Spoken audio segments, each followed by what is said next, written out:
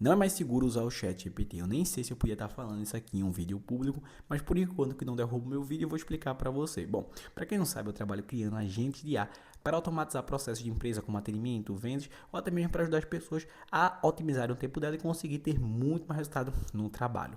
Dito isso, eu estava pesquisando e eu me deparo com a seguinte notícia. Não sei se você vai conseguir ler, né, porque ficou ao contrário para você, mas basicamente fala o seguinte, ó, OpenAI critica a corte por ordem judicial que fala que agora tem que salvar todos os chat GPTs, todas as conversas com o chat GPT, incluindo as deletadas. Aí eu fiquei, como assim? Aí eu fui dar uma pesquisada e eu descobri que basicamente um juiz federal emitiu uma ordem, né, para o OpenAI, ou seja, que é a dona do chat GPT, para que agora, a partir de hoje, né, isso já faz um tempinho, ele tenha que, a ChatGPT agora vai ter que salvar todas as conversas que ele faz. Até mesmo se você deletar a conversa, vai salvar aquele banco de dados. Agora, por que fizeram isso? Porque tem um processo do New York Times com a OpenAI, porque ela fala que a OpenAI está usando direitos autorais, ou seja, ela está usando material de terceiros, né, ao seu favor sem pagar nada. E aí tá rolando esse processo, e aí o juiz deu a favor do New York Times justamente salvar para ter essas provas. Mas qual é o problema de toda essa bagaça aqui? Primeiro, você, se tem conversas, né, íntimas, se você tem alguma coisa com o GPT e pensou, não, eu escolhi e ninguém nunca vai saber, ficou salvo no banco de dados. Mas o pior parte não é esse, é porque é o seguinte, revelaram, né, isso aqui para mim é a parte mais bizarra, porque quando essas pesquisas abriram, revelaram um documento secreto do ChatGPT, ó, que revela a verdadeira estratégia da OpenAI pro ChatGPT em 2025, ó. Tá percebendo aqui, ó? Esse aqui é o documento, tá vendo só? Pra você achar que eu tô inventando aqui, ó, justamente aqui, ó, ChatGPT H1 2025 Strategy. Pronto, só para você pode pesquisar depois e ler se você quiser. Só pra você ter uma noção que eu tô falando realmente uma coisa séria.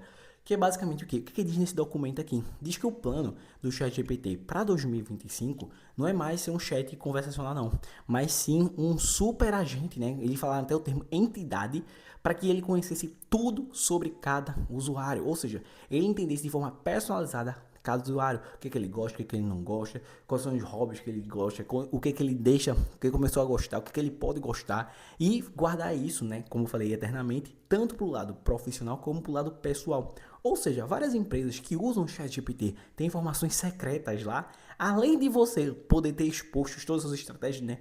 Se você usar ChatGPT para alguma coisa empresarial, pode ser exposto. Eu acho que não vai ser, tá? Só para avisar para você, eu acho que não vai ser. Mas assim, justamente o que acontece, você, além de ter revelado essa estratégia, você ainda está correndo perigo de uma coisa que eu já avisei em outros vídeos. Se você já acompanha, até postei um vídeo aqui falando sobre qual é o plano da OpenAI. A OpenAI não quer mais que o ChatGPT seja uma grande ferramenta de inteligência artificial. Eu já falei isso aqui no canal, quem acompanha já sabe que eu falo que, cara, a estratégia dele é justamente criar um tipo de rede social. Ele compete não é com o Gemini, não é com a Cloud, não é com a Grok, não. O ChatGPT compete justamente com o quê? Com o Instagram. Porque ele quer manter as pessoas dentro da plataforma. E é por isso a ideia do super agente, que justamente é para fazer o quê? Fazer as pessoas ficarem lá, conversarem mais, interagirem mais. Até fiz um vídeo falando sobre a nova N da Grok, né? Que a Grok também quer fazer a mesma coisa. Porque ela percebe que é muito mais lucrativo, ao invés de usar como ferramenta, porque cobra muito barato, né? Então assim, para valer a pena para vender para a empresa, por exemplo, a gente tem que cobrar um valor mais alto, né, para valer a pena, porque são poucas empresas. Agora para o público geral tem que cobrar barato. Então como é que você vende para o público geral? Justamente vendendo o quê? Um amigo, né? Eu postei um vídeo no TikTok e, cara, viralizou, tá pegando 2 milhões de visualizações. E assim, lá a galera falando que usa o ChatGPT como melhor amigo, né? Que já mandou foto pelado, né? Tem nesse nível, né? Fala que faz fanfic, conversa sobre o ficante, sobre os namorados, sobre o marido. Então perceba bem a seriedade onde, tipo assim, todas as informações que você tem são usadas para fazer você ser viciado no ChatGPT, justamente fazer você querer, cara, quero passar mais tempo. E Alan, dito isso, né? Dito isso aqui, você já tá percebendo o seguinte, o negócio tá sério, né? Porque realmente, se você ler esse documento aqui, você fica, caramba, cara, não falta linha, tá ligado? Não falta. Então até se você perceber, até deixarem preto algumas coisas, porque justamente não querem que você saiba. É muitas coisas que tem aqui nesse documento. Mas aí que vem a pergunta de milhões. Alan, o que eu faço agora? Como é que eu faço para me prevenir quanto a isso? Vamos lá.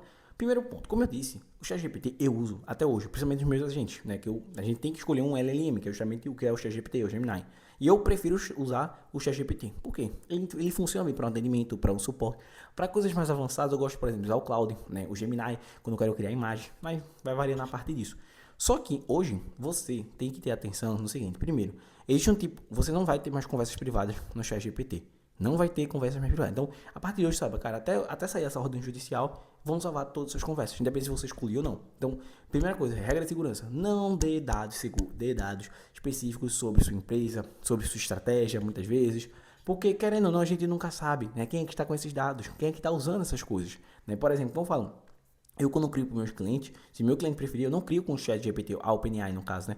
Eu uso outro LLM no agente dele. Por quê? Eu quero dar a segurança que ele acredita. Porque eu acredito realmente que atendimento em si não vai mudar em nada. Atendimento, suporte, vendas, não vai mudar. Mas, por exemplo, se eu criasse, deixa eu pensar aqui, se eu fizesse um agente de CRM para uma multinacional, ou seja, uma pessoa que tem dados de empresa quando está vendendo aquele produto, aí eu não usaria o ChatGPT nesse caso, não. Eu mudaria a LLM, porque justamente eu teria medo do quê? De vazar esses dados. Né? Se vazar esses dados, eu assumiria a responsabilidade.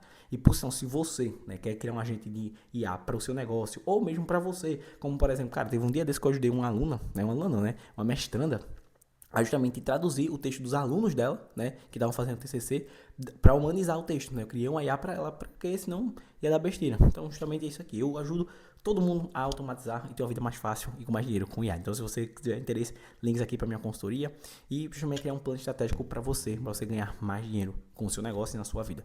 Pronto, dito isso aqui me faz um pouco refletir sobre, por exemplo, né? Vou falar para você, eu postei um vídeo onde viralizou, onde muitas pessoas falaram uma coisa que eu tinha medo, que justamente o que eles usam o ChatGPT como uma muleta, porque assim, tu tem uma ferramenta tão poderosa, né, tão forte, mas você tem a carência emocional de precisar ficar conversando com ele.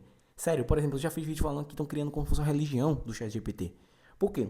Porque é aquela ideia seguinte, as pessoas não preferem hoje em dia pesquisar no Google, né? Não, quando eu postei um vídeo falando sobre isso aqui, né, versão mais curta, cara, teve gente falando o seguinte, vou pesquisar no ChatGPT. Eu fiquei assim, ó, explodi, mas ela não sabe pesquisar.